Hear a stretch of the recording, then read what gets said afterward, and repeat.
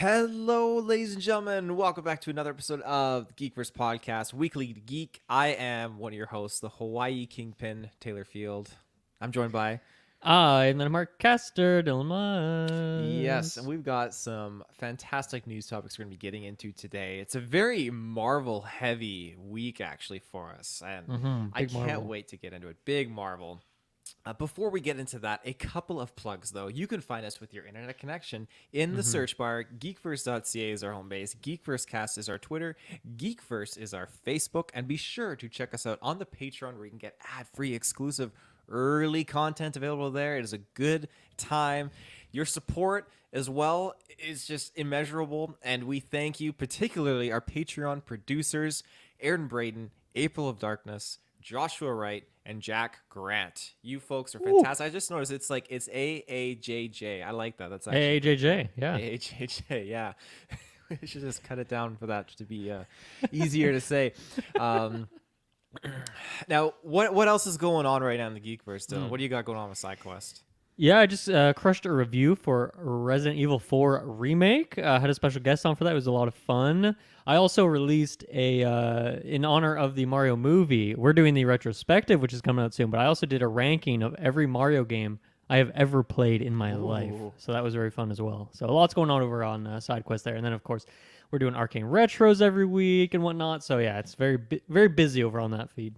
Right on. I love it. Yes. On Geekverse feed, me and Kirklin did a D&D early spoilers review because that dropped if you're a Prime member of something. I don't know. It's weird. But it dropped early, so we talked about it. Nice. We also did Shazam 2 was not too long ago, and we also dived into there was another movie. John Wick. John Wick. Thank you. Oh, my God. Yes, John Wick. Legendary. Go check out that review. Heck of a good time. And then we're also reviewing Mandalorian, hence our glorious background today on the video feed. Mandalorian that's dropping every week, every Wednesday. You can tune in for our reviews for that. I'll be finishing off the Bad Batch Season 2 review this week with the finale. So there's that. Nice. Yeah, so we got content popping off left, right, and center. We're not slowing down. We're just picking up speed. So yeah. Content coming out the gills, as they say. Coming out of the gills. Yeah, totally. Well, unless I missed anything, I think we can get into our first little bit of news here. Our main topic, I shouldn't say little bit. Kingpin. Now, the rumor is that he's going to be the villain of Spider-Man 4 and Echo as the main villain. Now, what do you think about that? Well, yeah, I mean, I guess because this comes from an article of who knows what tier this is, whether it's an A, B, C, D, F tier scooper. But essentially reading through it, it's like the setup that they're suggesting from the rumor that they're getting is that Echo is when we're going to get kind of introduced to this Kingpin as a mayor storyline. Daredevil would be kind of where that's, I guess, solidified in a big way. And then Spider-Man 4, can only exist because those things happened, and now Kingpin is in this big position where he has a lot of power with him. And then I guess he'd be sending out, essentially Kingpin would, just be recruiting people to take out, the Daredevils, the Echoes, and then I guess Spider-Man in that movie as well. So I'd be curious to see how we go, just first of all, from that kind of ground level stuff from Echo, which I think will probably be pretty low key. Daredevil will probably be a lot more going on there, especially even just the episode count of it.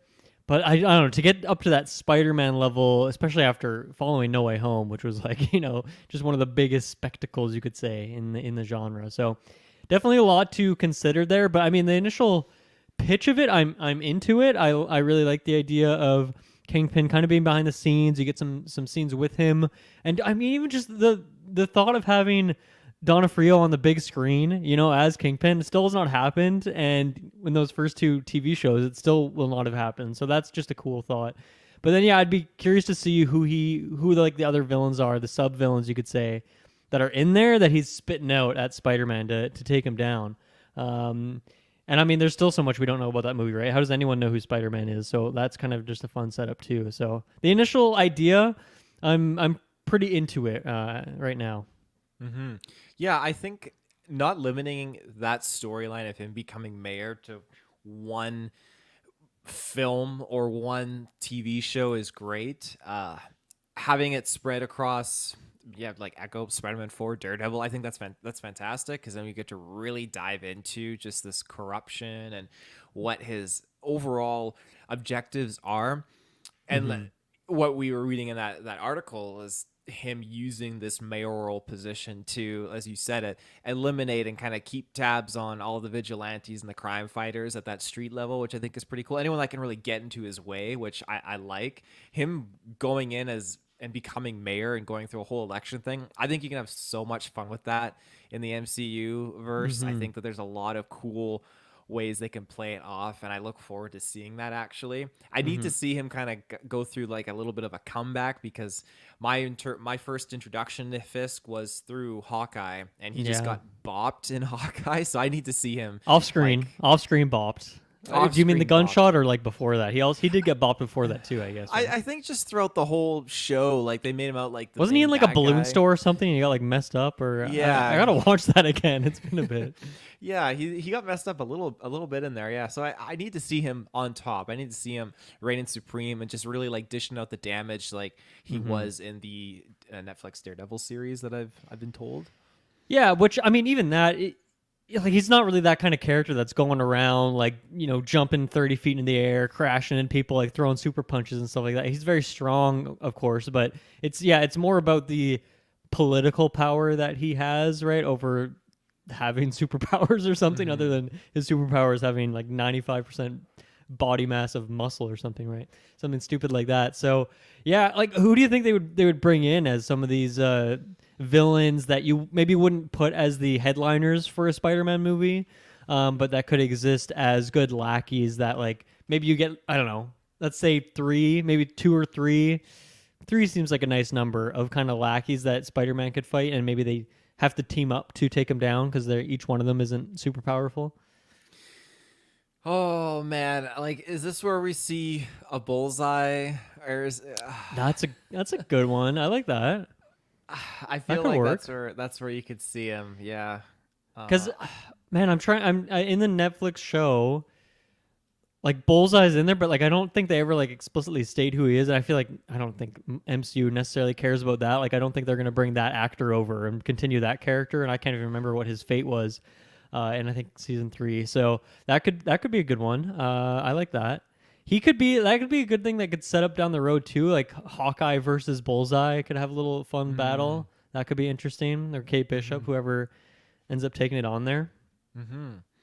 I don't know of many other low tier like Marvel villains. Like I'm looking through and I see Stiltman, the Sin Eater. There's a lot like Barracuda, the Russian. So I mean, there's a few that they could throw in there. I guess there's maybe a bit of a weird situation here where a lot of those specific Spider-Man villains we have to assume are kind of wrapped up in Sony, right? If Sony would have the rights to them, which obviously for all the other Spider-Man movies, we're getting Spider-Man centric villains, and Sony signs over the rights. But I don't know, like that. Like the thing is, if we go down to those lower level ones, if you think of like a Kraven, like I don't think Sony is gonna let the MCU have another Kraven, right? They'd probably want to keep that one over on their side of the table. So I think it is kind of hard to predict, but I could see other ones like someone like a Tombstone. I think is like a perfect kind of lackey for Kingpin, and I don't think Sony is going to announce a Tombstone movie at any point here. But I don't know. They're doing Madame Web, so what can I say? They're doing all sorts of crazy stuff, but. Some other ones I was thinking like Mr. Negative, I feel like he's having a bit of a comeback here through the Spider-Man game. He was the main villain there. The Spot, I really want to see the Spot. I think the Spot's in Spider-Verse though, if I could be wrong. So I don't know if Sony would hand those rights over. But people in that sort of tier I think could be interesting. And then just the classic like Sinister Six style characters like a Scorpion. Bring a Shocker back and like actually do a real Shocker and things like that. I feel like could be good tier characters to bring into this and have it be fun and explosive still. Could you see like a Black Cat being brought in? Or do you think that's a little too on the nose? At least with the Spider-Man. I mean, I don't think as a Kingpin affiliate. I don't think so. I think you could see that at some point down the road. But actually, you could even see that in the movie. I think though. Yeah, I don't really think there'd be an association between Kingpin and Black Cat. I'm sure it's happened in the comics, but it doesn't make sense to me. Yeah. Not in any TV show that I've seen. Yeah. Brilliant. Yeah, I mean, I think we've talked about it before, but there's Hydro Man too. Yeah, he's a classic. Yeah. But I don't necessarily get the sense that Kingpin is gonna have super over the top super villains. I think What about Hobgoblin? he might be a little too OP OG for Kingpin. I don't know. OP or OG? A little bit of both. I think But I mean, if once again though, if Kingpin's in like a really high place of power, like let's say Hobgoblin, who knows who this guy is in this universe, but let's say it's almost like a Suicide Squad situation. Like he has been put behind bars or something like that. But Kingpin sees that he has a lot of power, and he's like, hey, if you do this thing for me, if you take out Spider-Man, I will clear your name, and then you're good to go on the streets again. Something like that, I think could actually work pretty well for some weirdo like a Hobgoblin.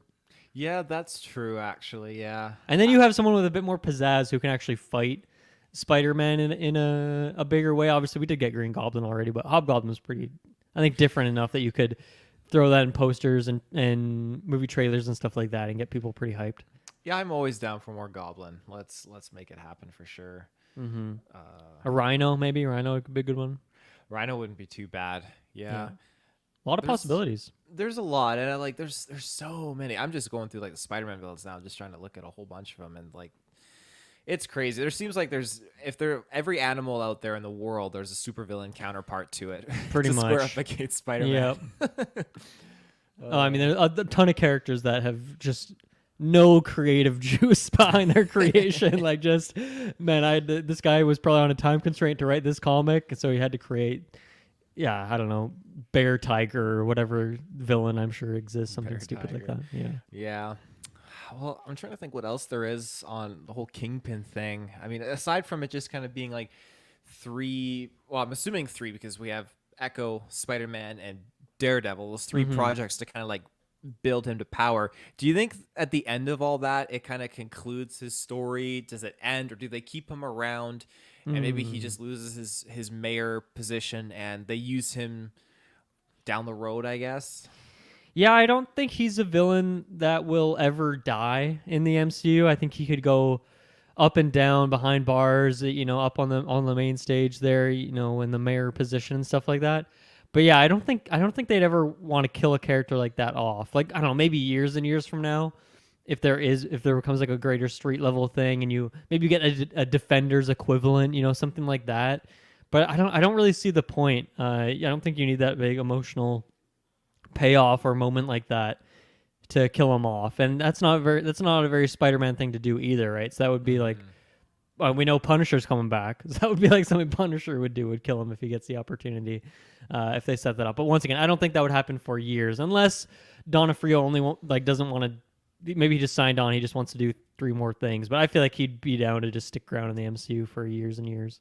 I don't know anything about the man personally. That's a big assumption on my end, but I'm assuming.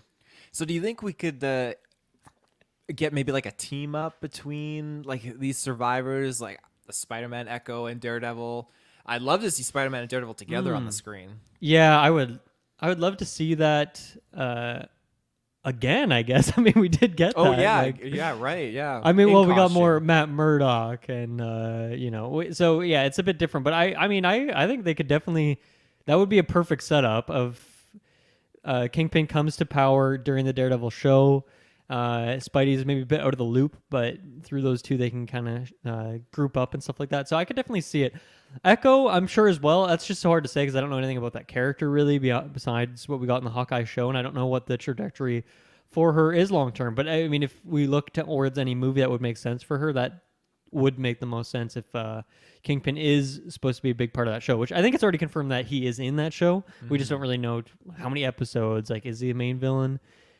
Which there might be some more info out on that, but I don't think he's the main villain of that. I think he's more just existing in the world on New York street level kind of thing, right? Yeah. Brilliant. I don't think I have anything else to add on there. Do you got anything else on the Kingpin train? No? Okay. We can keep going. Cool. Well, let's start talking about our next piece of Marvel news. Liv Tyler's Betty Ross confirmed for Captain America 4. Now, Liv Tyler, well known her role as the famous elfling in She-Elf, Lord of the Rings. Sure, yeah, that's Yeah. one way to describe her. Yeah. For the longest time, I actually didn't realize it was the same actress. She's Yeah. just such a transformative actress. You She really, really can't is. pin her down. Yeah, yeah. Now, how do you feel about this? I know you're a massive Incredible Hulk fan. Humongous. Yeah, I mean, I think you're gonna have a lot more hype behind this than I am. Honestly, I'm at a point where just hearing everything coming back from that movie in specifically Captain America 4, like all these characters coming back, and even we've already seen Abomination come back and all this stuff. This rumor, I guess, has already been talked about so much. So I thought this was like already a thing that was happening. So I guess for me, it was more just like one of those situations like, oh, this wasn't confirmed already. Well, I guess I guess it's confirmed now. So yeah, it's not surprising anyway. I think it'll be cool. I'm excited to see that. This will definitely be a reason once again before that movie. I'll have to rewatch Incredible Hulk because I need more context on some of these characters that it's been a while for. But yeah, I think it's cool. I don't really know what they have planned for the story of it.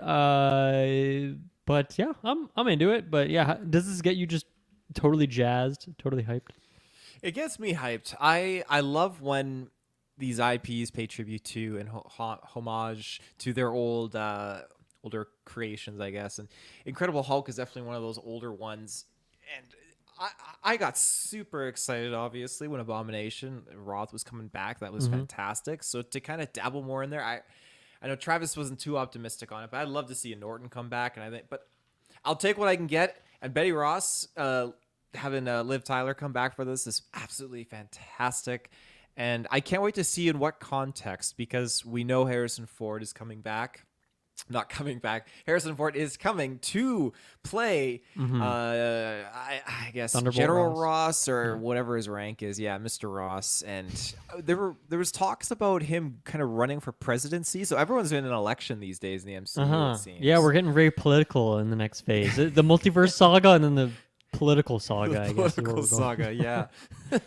So, I like I was saying, I'm curious how Betty is gonna fit into this narrative. Captain America 4, we have. I don't know. It's weird to kind of see her pop up in that role because I'm still trying to remember all the other things that they've kind of been alluding to in that film. I feel like Well, there's the a lot. leader, right? That's one of them. Right. Now, I don't know if we've actually got confirmation that Hulk is in that movie yet. But with don't think this, so. you would have to think that he must be. Unless this is going to be a weird case where, like, who was her character? Was she like a scientist or something? I can't remember. You know that movie better than I do. Yeah. What was she Betty? like- She was a scientist? She was a scientist working with Bruce Banner.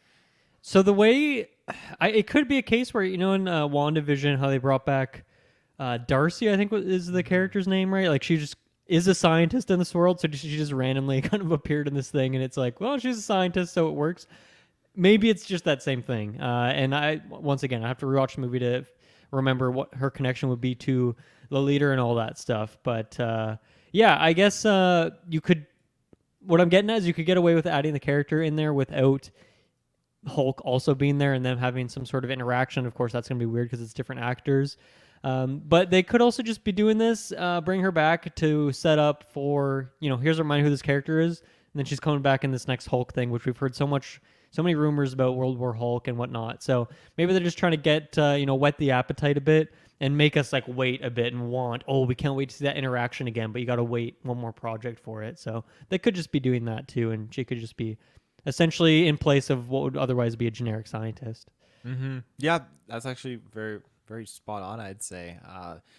It'd be neat to see her without the Hulk component attached. Sure. Give her a bit of her own identity, right? Yeah, exactly. And of course, like biasness, I'd love to see them have an interaction, and it would be weird being a different Bruce actor for sure. But yeah, give her own spotlight. Let her really kind of shine in this a little bit more.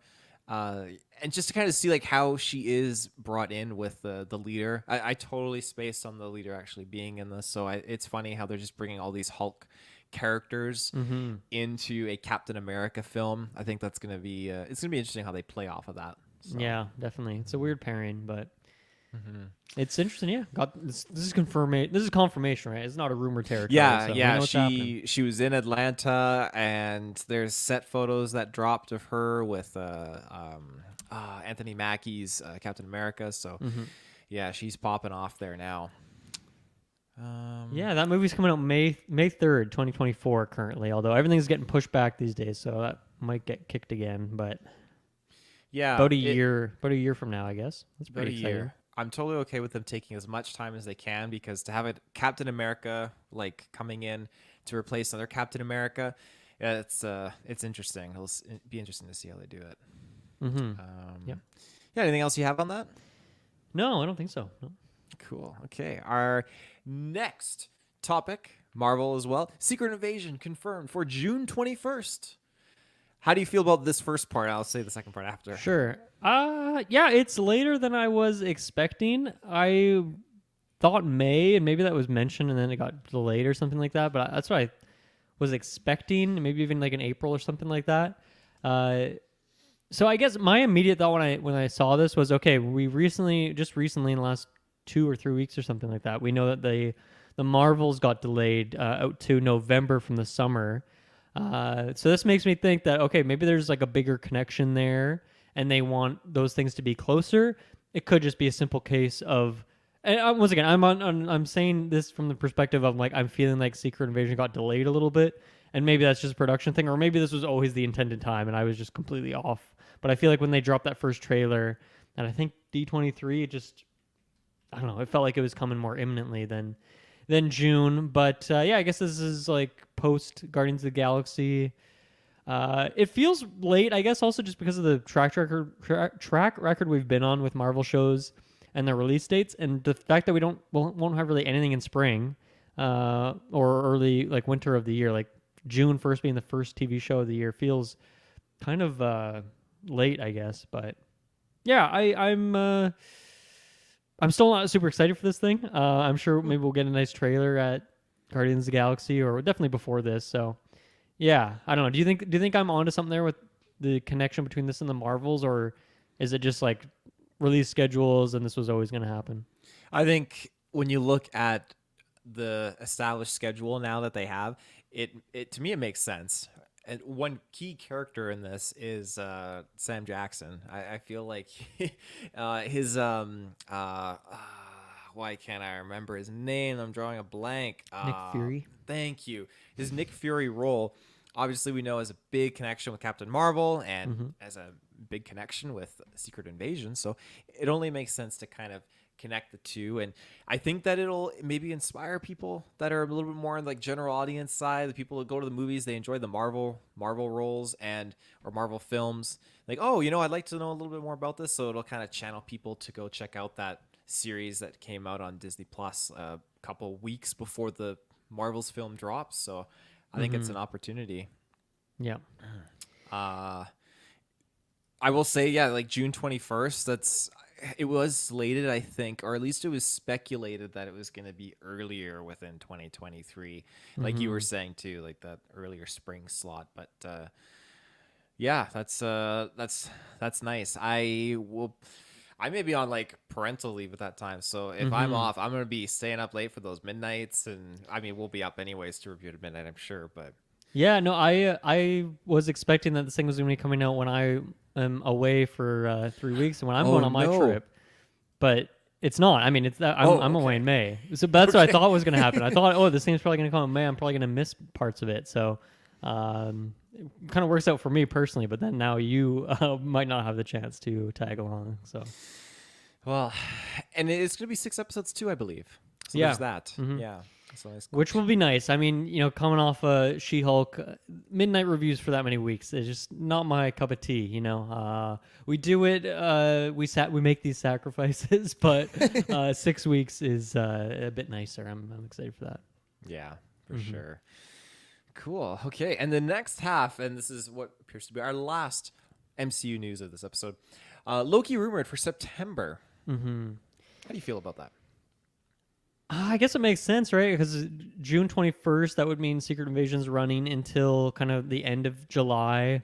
So you probably don't want to slap like an August release date. I don't know when the Star Wars shows are coming out this year, but I have to imagine need a buffer, right? So that Secret Invasion can come out, some Star Wars show, and then Loki would be kind of directly after that. But yeah, I mean, it's from what we've heard, it sounds like TV stuff in general and animation and whatnot is just getting kicked down the road. So I guess this probably means we're just going to have the two shows. Even just looking at this June release date for Secret Invasion, like there's not tons of room for other things. I mean, I know there's like 6 episode stuff, but yeah, I feel like the chances of this, if this is true, the chances of Echo coming out this year or Ironheart seem very low. So I feel like it would just be the two shows, and then I guess X-Men 97, which I think is still kind of potentially supposed to be the end of this year, right? Later this year. Yeah. Yeah, so I guess just those 2 live action shows and then the 1 animated series. So yeah, I guess this timing kind of makes sense, and we'll see if anything gets pushed down the road because of other potential issues with the Loki show right now. But yeah, I don't know. What do you think about this? Makes sense, I guess. Oh, yeah, I think it makes sense. I don't think they're at a point where they're too concerned about like crossing over with other shows. And I say that because I feel like we've kind of really caught close. Well, no, actually not caught close, because it was either Andor or Obi-Wan. I feel like it overlaid with She-Hulk. I feel like one of them did. Yeah, sometimes these sometimes there's like a couple weeks, but it's usually not a whole series, right? Not the whole series, no. Yeah, and I know even now, like with Bad Batch and Mandalorian, like they've kind of like been overwriting a little bit. So I think they're dipping their toes wet, but yeah, you don't want to steal the whole spotlight. So I think them picking this September Rumoured as a spot is good for Loki, because season 1 came out back in June, I believe. So obviously we just said that Secret Invasion's taking that June slot. So if Loki comes out September, again, that's another thing that's right before the Marvels, and it just makes me wonder what kind of connections are we going to have tying into that, because I feel like, again, the release schedule for these things, it's all an intertwined story that they're trying to tell. So we have that Secret Invasion, we have that Loki release, all before Marvels. That must mean, okay, maybe Loki's going to have some kind of notion attached to it. Mm-hmm. Yeah, that's a good point, actually. I guess we could almost make the opposite case, where it's like, okay, if there isn't a big reason why Loki would, other than just like the time it takes in post-production to get these things finished up. Obviously, they're both done filming at this point. But it's like, wouldn't it make a bit more sense then to like put Loki in that June slot and then Secret Invasion in that September slot, like really close to that? But once again, maybe it's just Loki still doing special effects and stuff, and they're not ready for June 21st. I forget when they finish filming, but it's at least done for now. We'll see if there's any reshoots for a particular reason. But Yeah. Well, brilliant. I think that's all we got for the Marvel news, unless there's anything else you want to sneak in there.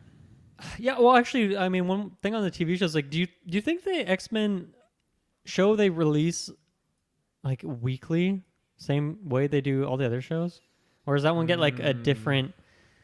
Do they even do like the episodes released Saturday morning or something? And there's like, maybe they do like those. Sometimes there's those 3-parters and stuff like that.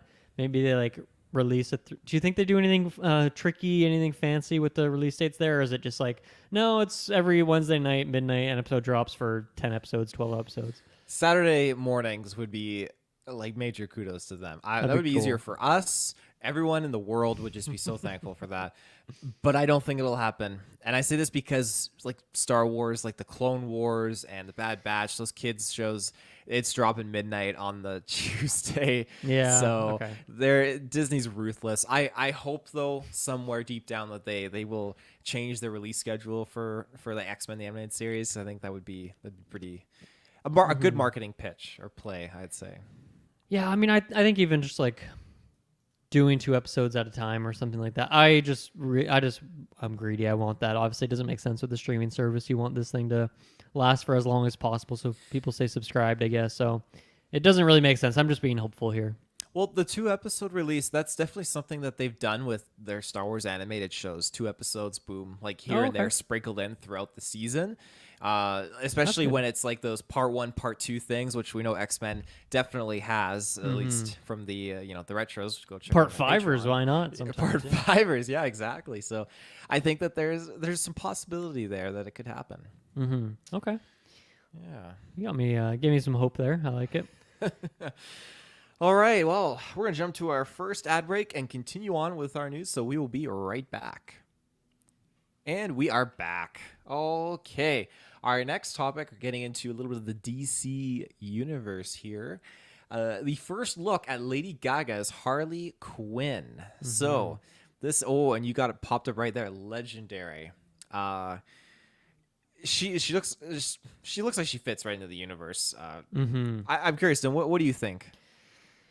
Yeah, I love it. I mean, Lady Gaga is just amazing. So it's hard to say anything bad about this. It looks great. I think it's recognizable enough as the character, but also distinctly different and a little like stylized, like just enough. And as you mentioned, like fits right in with the world.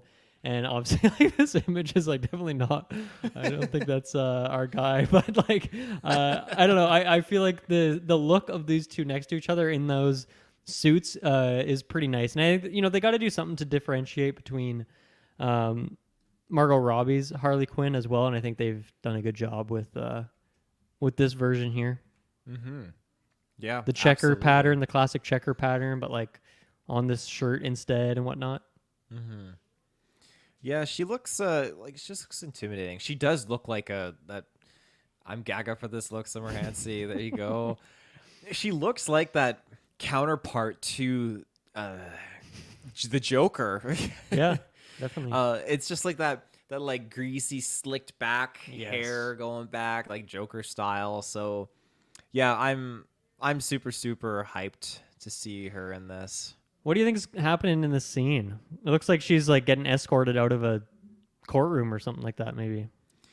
Yeah, like I don't know what to expect with this. And seeing like scenes like this, like yeah, it's weird. Maybe she's testifying for our guy, the Joker, just trying to, I don't know, prove that he's a good guy or something. I don't know. And not something someone you don't understand who looks the same as insane as your victim here, your suspect, I guess. So yeah.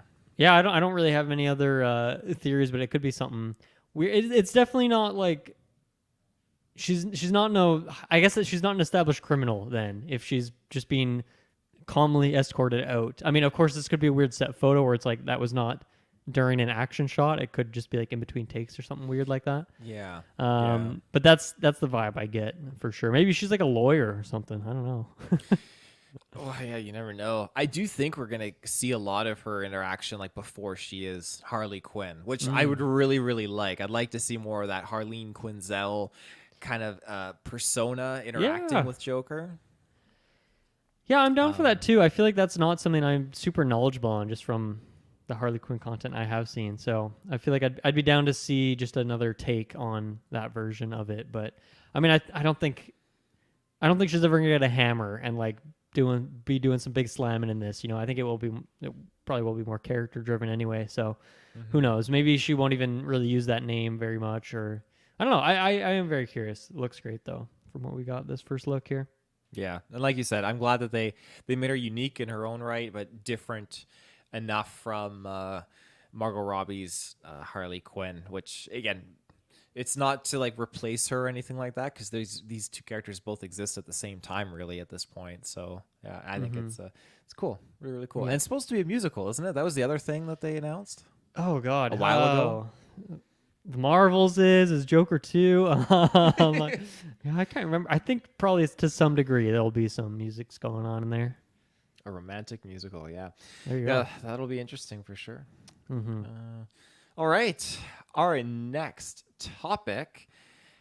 Now, this is interesting. This is a movie that was announced, and it's got a stacked cast. We got Adam McKay, serial killer law film, with Robert Pattinson and Robert Downey Jr. There's Amy Adams as well, and I think Forrest Whitaker. Yeah.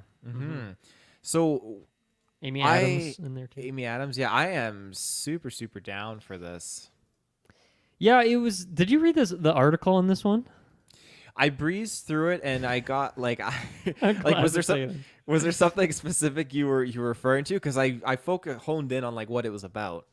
Yeah, no, I mean, just reading through the rest of it, it was kind of talking about how he's trying to get a studio to pick this thing up. So, because it's not, they haven't like started filming or anything like that. Like, I think the script is done and he's now like floating it around to studios. And I don't know, like, I feel like, how is this have actors attached to it if you are still getting your producer and your studio and your funding for the movie? It seems like you would do that first, but maybe I'm just completely ignorant on the topic. But yeah, it seems like he's having a lot of trouble getting it like picked up by a studio. So I don't know. I guess I'd be surprised by that because Don't Look Up was his last movie and that was very successful. Even if like it was a streaming service thing, which Don't Look Up was, you'd think he wouldn't have as much trouble getting a hold of it. So maybe this is I think maybe this announcement is get it out in the world, and then people, fans and whatnot, and people on Twitter and whatnot can start talking about this thing. They can air their excitement, and then that will help one of these studios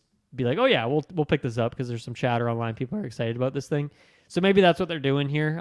If not, maybe I'm just totally don't know what's going on. But yeah, I mean, the initial concept is interesting. It seems like it's trying to be quite poignant in the way Don't Look Up was, and that was like a very much a commentary on people's reaction to COVID and climate change and things like that. That's the way I took it, at least. And this to me, when I was reading the synopsis, feels like it's trying, I guess for anyone who doesn't know, essentially it's like a serial killer who is using the world of politics to try and get laws changed and passed to make it easier to be a serial killer, which to me just seems like a very much on the nose commentary on like the gun violence and stuff like that in the United States, and particularly like school shootings and stuff like that, which there's another one of those this week. Seems like every week there's something just stupid and insane going on in the States in that way. So that's to me, it seems like that's what this movie is trying to touch on, which I can see why some studios might be trying to veer away from it, because it would probably get people pretty stirred up and divided, I guess, in that way. So I don't know. I went on a bit of a rant there, but that's kind of my thoughts on this thing. Yeah, I didn't even think of it actually in that sense too, where like studios might be apprehensive of the meaning and the attachment to that, like what they're trying to like instill in the storyline. I was gonna say earlier, like, I mean, if he needs a studio, like let's get GV Productions on there and like with our huge budgets. Yeah. I don't know if we can afford 1/100th of any of these actors. I think their budgets are a bit too high. But yeah, you said it, the basic plot of just being a serial killer and having politicians in your pocket and making them re-fandangle the bylaws and laws so that it's easier for you to kill. I feel like it mentioned too, like there's a little bit of a comedy attachment in here, and I'd be very curious to see how they play into that. I think if you go into that universe that Don't Look Up create, not the same universe, but that kind of that universe is gone. Yeah, it's gone. Yeah, that same aesthetic, I should say, where it's a very serious thing, it needs to be addressed, but it has very humorous things in there, like your Ariana Grande kind of mumbo jumbo and whatnot. Ariana Grande and Don't Look Up, yeah. Is she in that? Oh my god, I totally forgot about that. Yeah, I'm pretty sure that was the actress in there. No, I think you're right. I just that was not a detail I remembered about that movie, is that she was in there. I just remember Chalamet and his weird ass haircut and all that stuff. Yeah, I do look forward to it. So hopefully, I mean, he does get one backing his film. Who do you think the serial killer is out of that cast? Is it just Robert Pattinson? I didn't even think about one of them actually. Robert Downey? Oh my goodness. I think it's got to be one of those two.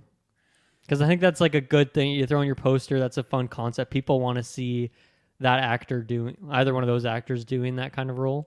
Yeah, I would love to see Robert being Downey. There's two Roberts. I'd love to see Downey. I would love to see him being the killer. I think that would be a lot of fun just to kind of see him in that role. But I mean, if you have Pattinson being in that kind of position, I feel like, I don't know, I feel like it'd be Batman-y ish. I don't know, like very different. I don't think so. You don't think I think so? I think those are very, very different. I think that'd be a fun thing for him, because it would be the comedic side, I think, would play to it nicely, and that's actually something I also really want to see from him. Where Downey to me just seems like very much lined to be one of the political figures in this world. That seems like a really good pairing, actually, like a comedic political kind of guy. Actually, yeah, is like perfect casting for him. And also, like, I still have not seen anything of him post Marvel, I think. So I want to just see what he's doing these days and see what his acting chops are like outside of that very specific. Yeah, well, I know he's done other things. I just haven't seen them. So because I would definitely see this. I love Don't Look Up, and this cast is fantastic, and this concept's kind of interesting. So yeah, I would love to see those two acting alongside each other. It'd be quite fun. Yeah, absolutely. Well, I don't think I have anything else to add on that. Do you? No. No. Okay, brilliant. Let's jump to our next topic. Some movie trailers. Got a good chunk of them. I slid one in this week actually because we're just on that topic of them. But we'll start with something nice and family friendly. The Elementals. What do you think, Dylan? Yeah, I feel like this trailer did not change my opinion on this thing at all, which is that Pixar and whatnot, like there's the bar of quality, so I expect that it's going to be pretty good at least. But I guess the story of this seems pretty underwhelming to me. I mean, it seems like something we've done just a million times before. And I don't know if the visual gags are going to be enough to make me particularly excited to go see it. Now, in theaters, that was a pretty hard sell for me with Pixar these days. I don't see much of those in theaters, but even justify like, okay, I'm going to spend my time watching this on Disney Plus. Well, there's a ton of other Pixar things I still have not seen and need to get to. Like, I don't know what about this one would jump it to the top of that backlog list if you could look at it that way. So, yeah, I like once again, like I can't say anything particularly bad about this trailer. Like, it's well done, looks great, characters and voice acting like seems solid and all that. But I'm still like waiting for something to grab me beyond just like, yeah, once again, those fun visual gags, which. It's not an experience I need to see a whole movie for. The trailer kind of gives me enough of that. So I'm curious about you. I don't know if I've talked to you about Elementals. So where do you lie on this one? This one is something that I kept forgetting that this was coming out, and I don't think I've seen anything for it aside from the water guy on like a poster or something like that. And so finally getting to actually see this trailer. You're right. It has things that make it feel very familiar or deja vu from other Pixar projects before. And it's not enough to really squash my interest because the trailer was really cool. I loved how it like visually it looked fantastic. I really liked how they did certain things and just playing with the elements, like being together. I think we're going to get this kind of story like, oh yeah, don't.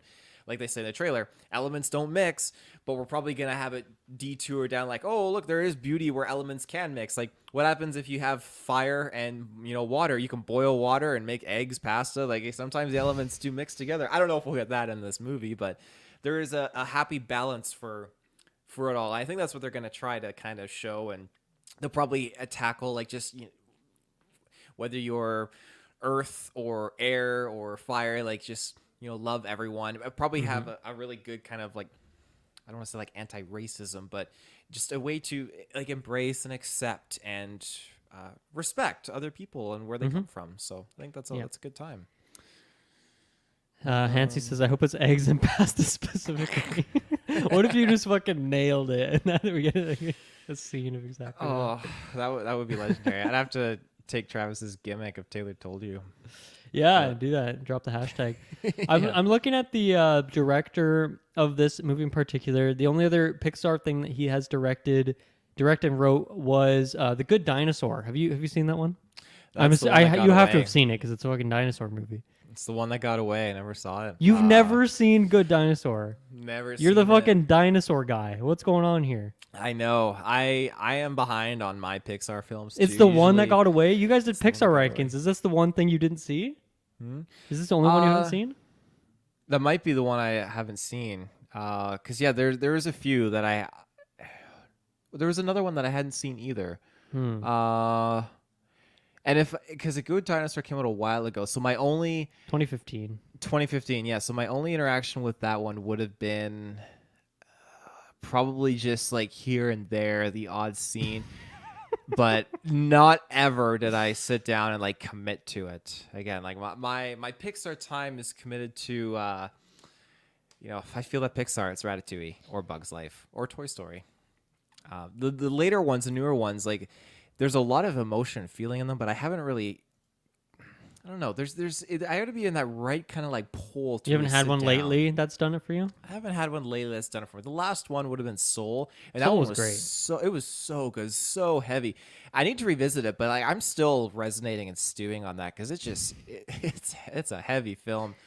I guess, yeah, last year, I mean, everyone loved Turning Red except for you. And then there was, my God, Strange World, which is like the most basic, bare bones movie of all time. So, yeah. And Soul was I guess Soul was, 2020 or was it 2021? I think it was 2020 because that was Okay. one of the first ones to kind of pop up on streaming instead of Yeah, you might be theatrical. right. Yeah. Was Strange Worlds this year? That was last year in like Last year, November or something. It came out December. Okay. Did you Yeah. you did ever see that one? I haven't seen that one. No. Don't bother. It's fine. Don't bother. Okay. Up is another one that pops on every now and then for me. I do enjoy that one. Why the good dinosaur hate? I've not seen it, so I don't really have Not not hate. It's not hate. No hate at all. I just I don't know. I need someone to like tie me to a chair and just put it on the TV or something like that. Why do you have Just, to like, get tortured in order to Well, no, watch I'm not. this thing? I'm not being tortured. I don't want to be tortured. I just need someone to like. I need to be incentivized, I guess, to kind of like watch it because like if I'm handed the remote, I'm probably gonna put something else on, and not for like lack of interest. I guess it's just like a lack of priority. It sounds like a lack of interest. I'm gonna say it right here. It sounds like a big old lack of interest. Oh my God. I will make a point to see it someday. I mean, once again, I have not seen it, and I don't even know if people like it. So I don't know if it's a good recommendation for you. I just feel like the dinosaur element seems like a no-brainer in that way. Yeah. Yeah, I got no excuse, not at all. So what is it about this trailer, though? I'm actually curious. Is there an element that's you said you're pretty interested in this? Like, is this theater interest? Are you gonna go see this? Are you gonna go get tied to a seat in public and watch this thing? When is the release date for this? That's a great question. June 16th. Now, It's a pretty busy time for you. that's a busy time. I got a kid. I got Indiana Jones. I got Transformers. I got the Flash. Like, okay, but and then you want me think to about it. sneak in Elementals? September-ish, it drops on Disney Plus. Is that a put on watch kind of one for you? Oh yeah. Okay. I'm sure like little Taylor will want to watch. Oh my God! Not the Please actual, do not that's name not your the- child Little Taylor. Oh my God! That is not written in That's stone. not canon. No, It's not no, canon. that's definitely not canon. Yeah, but I'm Oh. sure it drops on Disney Plus. I would probably be inclined to watch it. Yeah, I think my one. I mean, if I hear amazing things, I'll check it out. If not, it would be like Golden Geeks time. If people are like, "Hey, you got to watch this," it's coming up in a bunch of categories. Then I check it out. Even looking at the cast, I didn't recognize a single name. Which for an animated thing like this, or otherwise, like I don't need like a huge name or something like that. I don't need Scarlett Johansson as the fire in this movie, but I thought it was an interesting choice. That I feel like usually they try and get people who are somewhat well known in these Pixar things. Like how many times have we seen just all sorts of Disney crossover people who are in Star Wars or Marvel and stuff that voice act these characters and these things. But yeah, I don't know anyone who's in this one, so that's kind of interesting as well.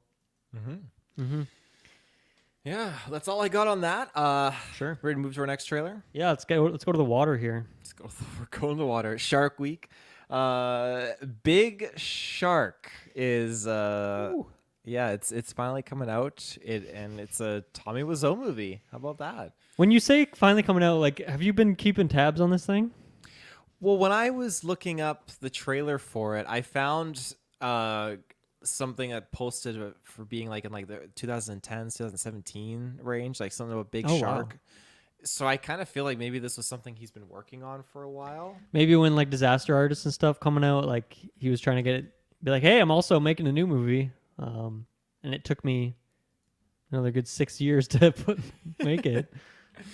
Yeah, I feel like well, it's 20 years after The Room, so there's that. But yeah, I feel like this. Maybe I'm wrong, but I swear I saw that there was like an article or a trailer saying that it was out or supposed to be out a while ago. But yeah, anyways, I digress.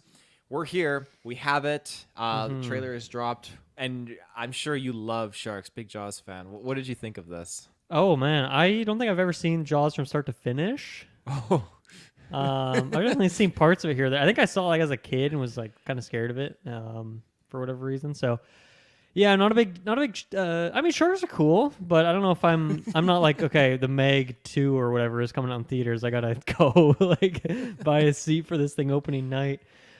Big Shark, Tommy Wiseau. What a bizarre trailer, right? What a just bizarre trailer that feels like a student film in terms of how it's edited.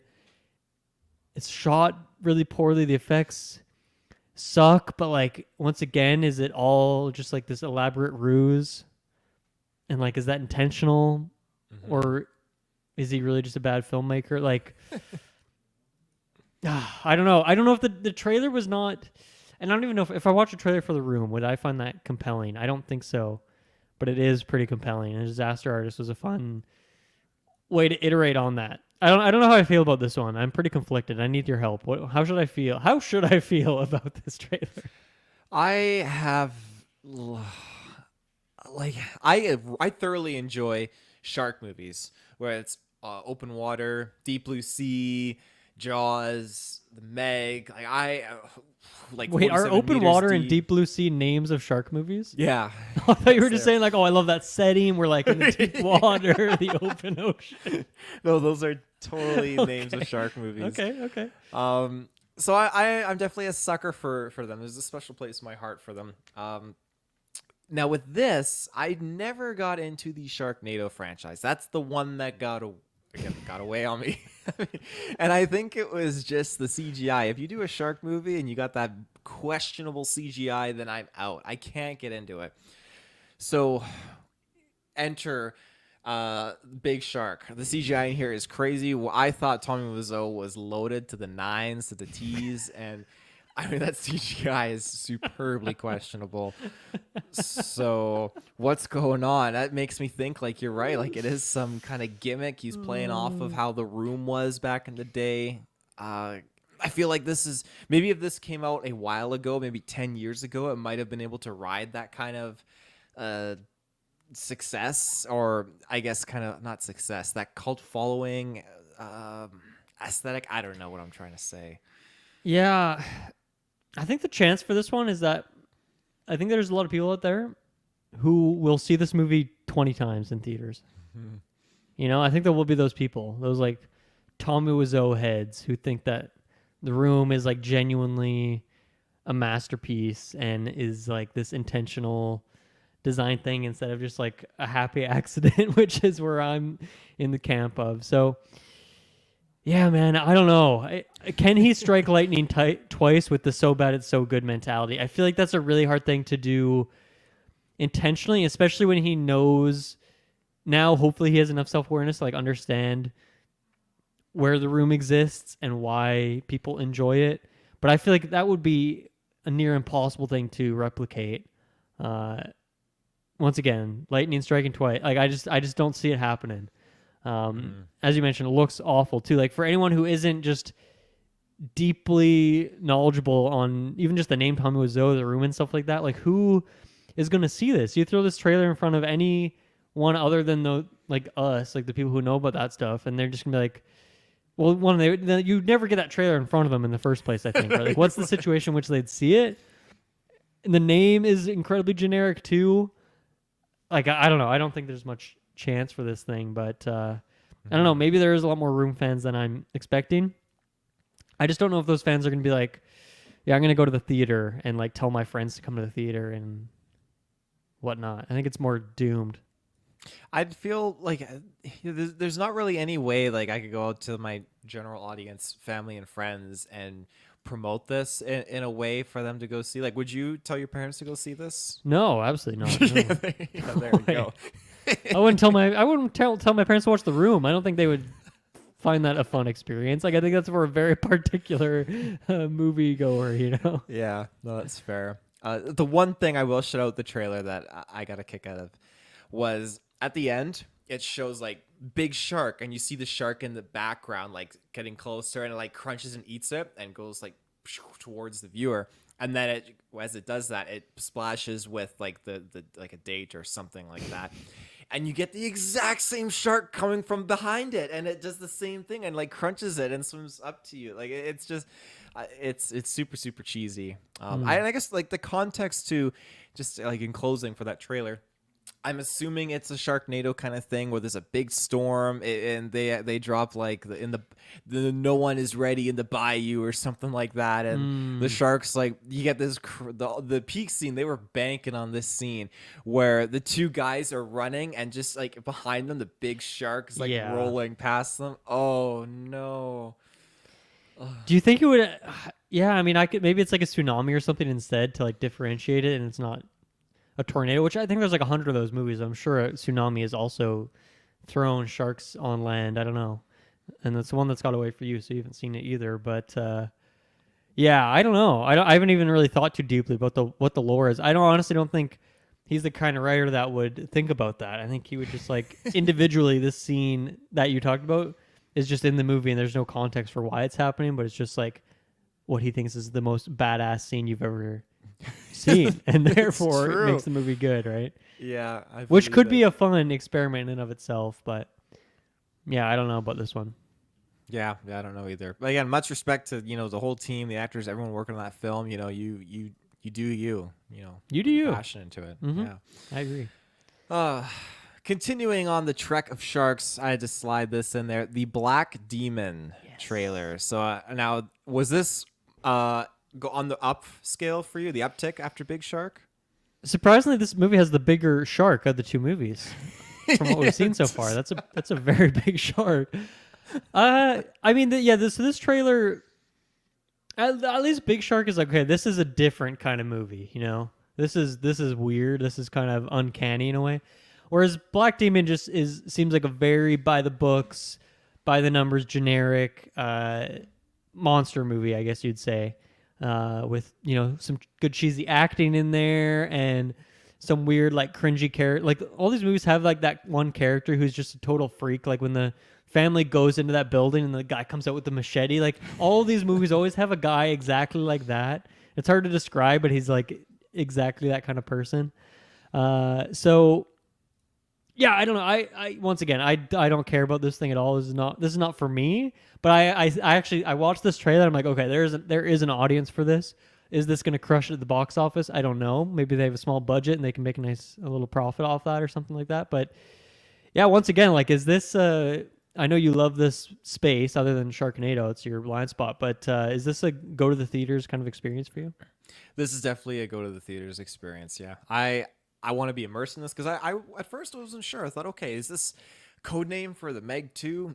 What's going on here? But yeah, like we are getting into this whole notion of this oil rig and this guy's, I guess, the manager or the inspector, and for whatever reason he chose to bring his family out to the job site, and so they get out to the oil rig, and this kooky guy's trapped here with his little dog. So it looks like it's a lot of fun, and it has elements of movies that I'm a sucker for. Not just the sharks, but there's a movie called Underwater with oh my goodness, is that the one with Kristen Stewart in it? Thank you. Yes. And so there's this claustrophobic, isolated vibe that I dig in these monster movies, and to have that in here, I'm all for it. I think that's a reason why I like the Meg so much. So to get I guess what it's supposed to be a megalodon in this movie, but they're calling it some demon that won't forget. It's just gonna hunt you down, sort of deal. Would that be considered a cryptid?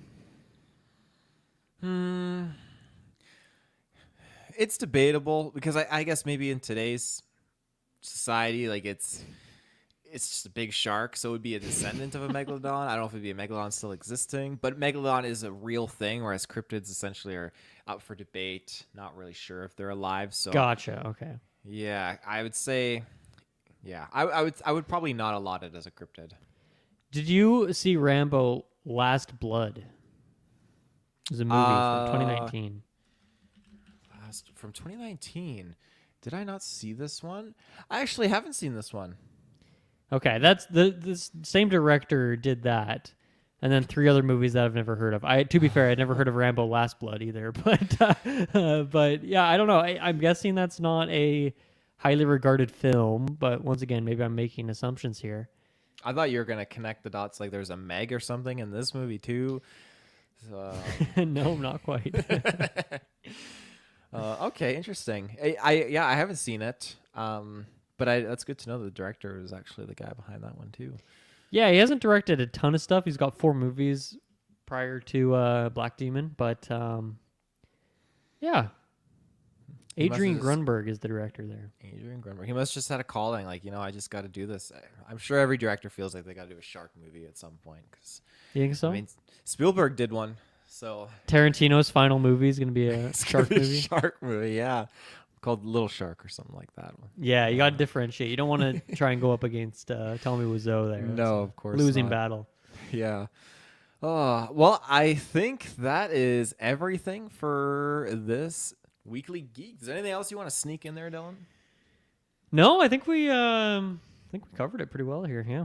Yeah. Fantastic. Cool. Okay. Well, ladies and gentlemen, again, you can find us in the Internet Connection in the search bar. All the plugs are down below. We will be back with our GV pod. The whole crew will be here. I think on Thursday we're going to be all together. So you get some cool updates on some drafts and some other cool news stuff that's going to be popping up there. But yeah, until then, we'll see you in the search bar. So have a good one.